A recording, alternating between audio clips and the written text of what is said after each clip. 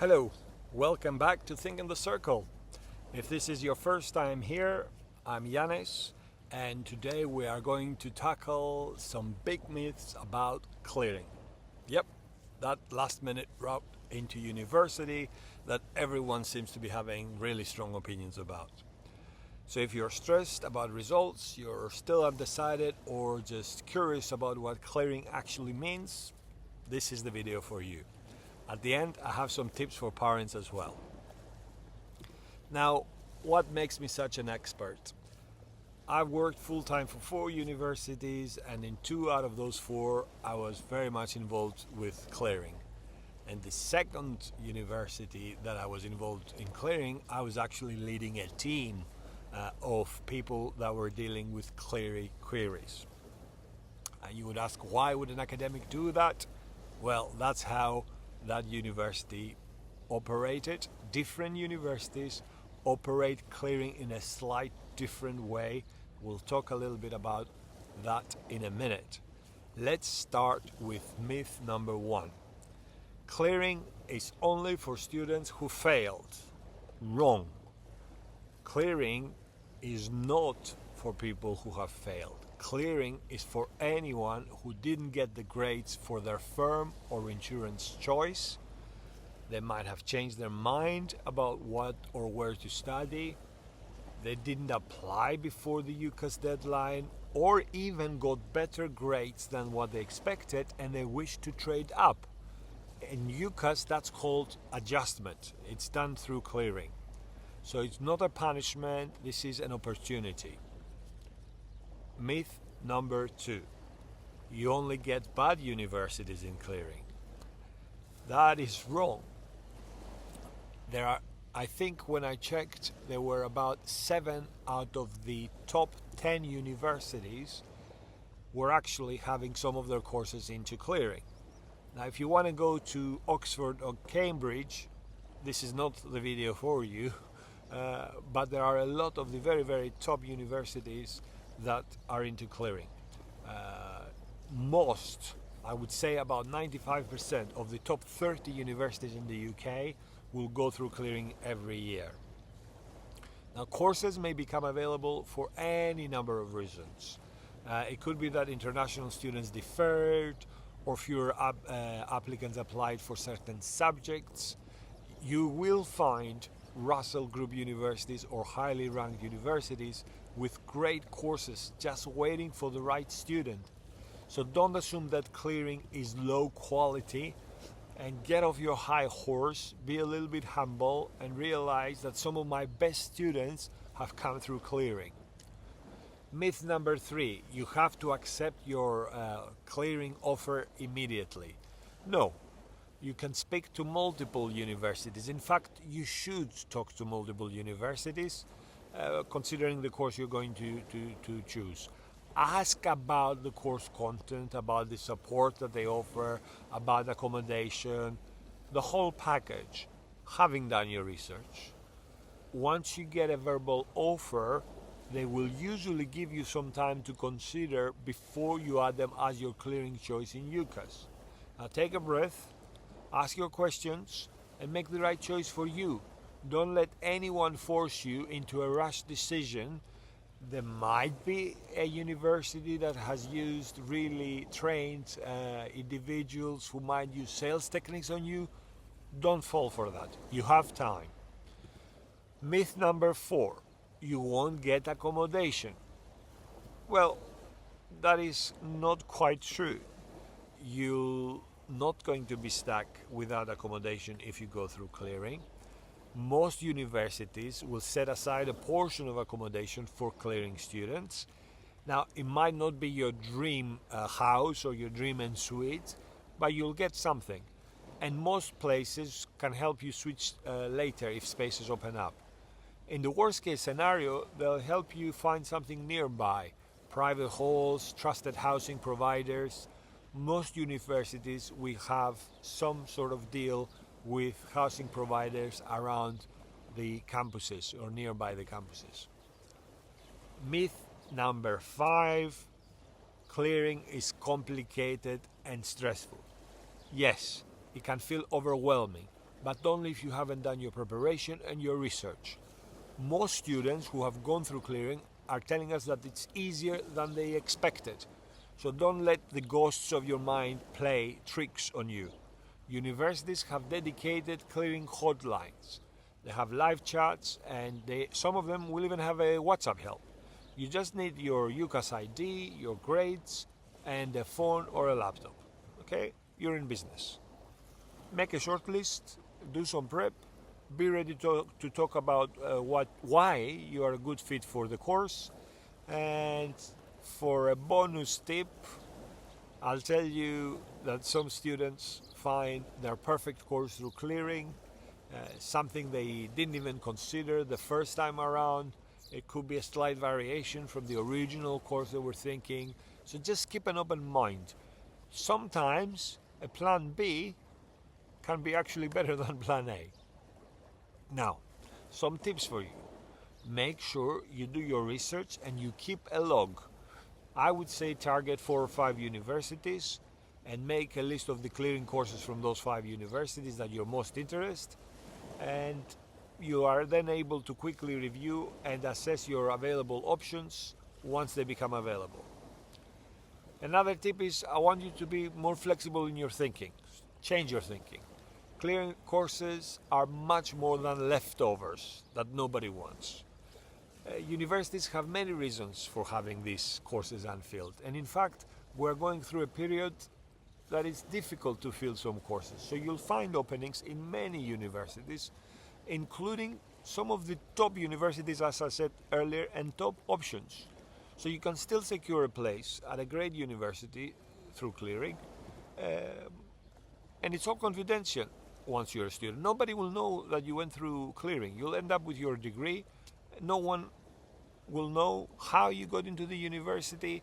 So even if you have these qualms, just make them disappear, okay? Now another tip is that you have to act quickly. Make a point to call your university or the universities who has courses that interest you, because spots can fill up very quickly.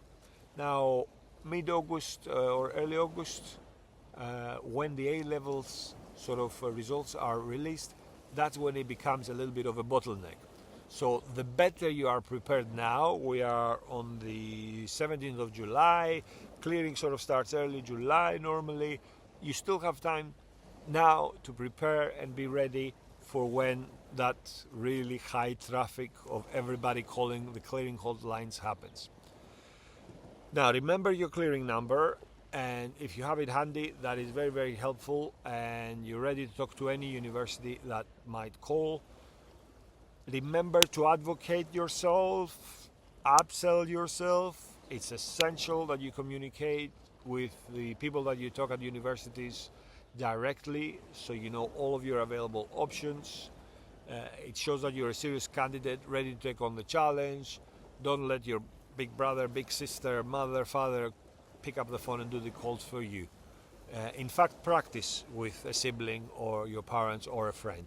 If you have a friend that is also in the same scenario, do a bit of role play together. One of you will be the admissions tutor or the clearing hotline person, the other will be the potential candidates. Remain persistent. The phone is one of the ways you can communicate with the universities. If you can't get through the phone, send an email, or some of the universities, most of them now, will have this online messaging on their website, so you can go and you can start chatting with an agent there. Stick with one choice. It might be tempting to try and choose more than one. However, if you try to select another choice after already making your commitment, you will have to override the first choice. It then becomes a little bit more messy. Now, here's my final tip. You may not always talk to an expert for that particular course. You have to remember that a lot of lines may be covered by people who do not have intimate knowledge of the course.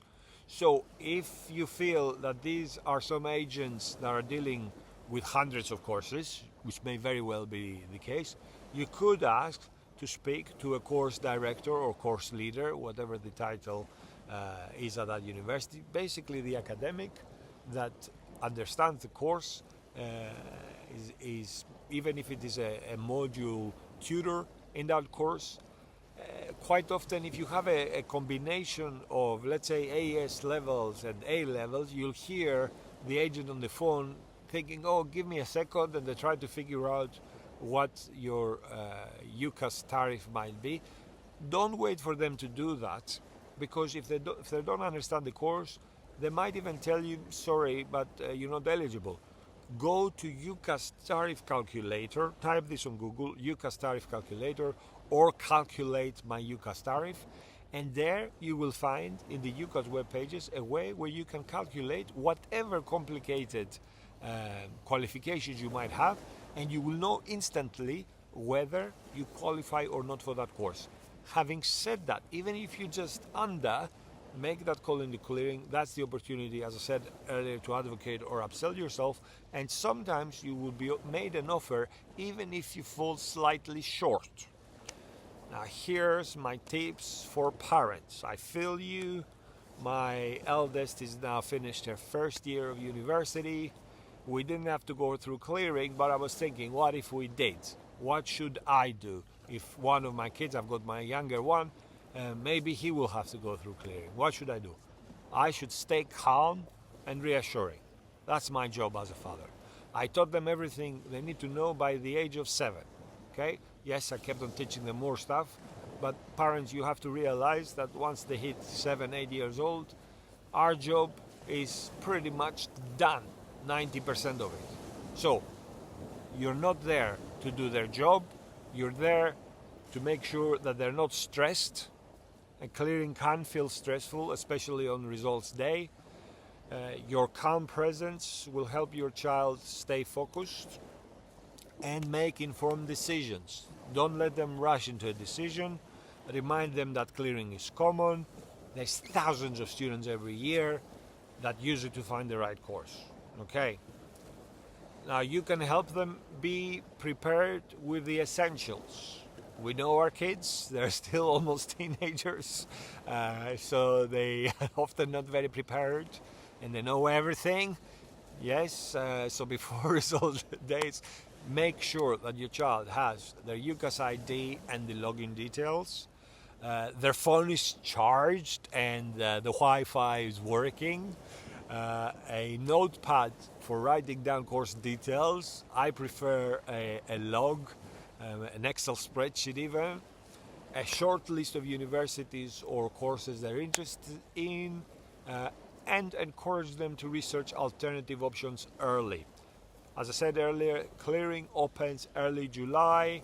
You can do your work early so that when August comes and you have to rush into those clearing hotlines, you are really, really prepared and ready, or your child is really prepared and ready to, what's the word I'm looking for? Thrive, not just survive. So encourage them to make the call. Universities, remember, universities prefer to speak directly to the student. They don't want to speak to you. It's the opportunity of your child to show their enthusiasm, to ask the right questions, to show that they've done their research, and to demonstrate maturity. Now, you can help them by prepping up for the call, but you have to take the lead.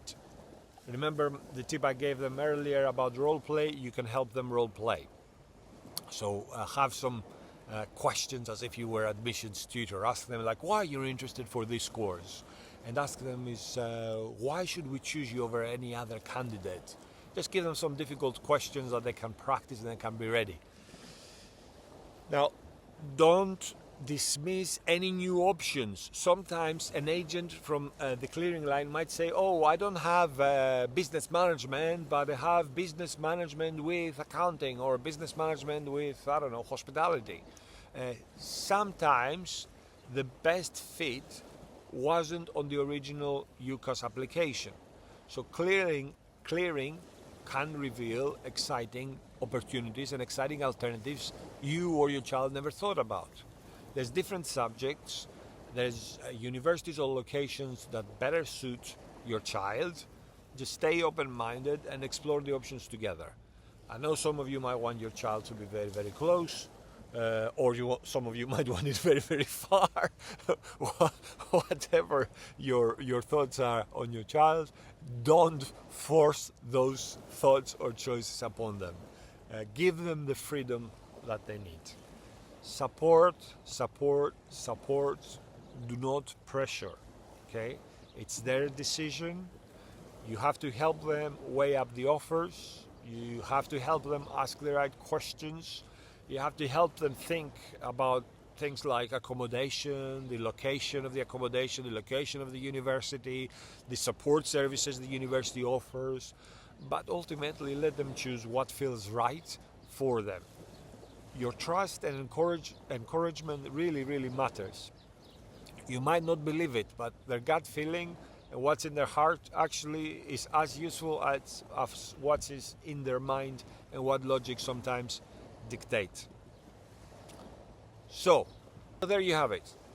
Clearing doesn't mean that you have failed. It means that this is an opportunity for you to be flexible, to be resourceful, and to take control of your future. Don't let others control your destiny, okay? You are the captain of your own ship. Now, if you've got any questions about clearing, drop them in the comments. I'll try to get back to you. Remember, I'm not the ultimate expert recently, because the last time I led a team that was dealing with clearing was something like 6 years ago, but I still understand quite a lot about clearing. If it rains, if it becomes rainy season with clearing questions, I might be dropping links and guides of where to find more information. The UCAS website is a treasure of information, is a treasure of answering questions, and also each university will have their own pages all about clearing. So don't forget to like and subscribe, and enjoy your day, and good luck with clearing. You've got this. Believe in you, and I hope your parents believe in you too. Parents, believe in your kids. Thank you.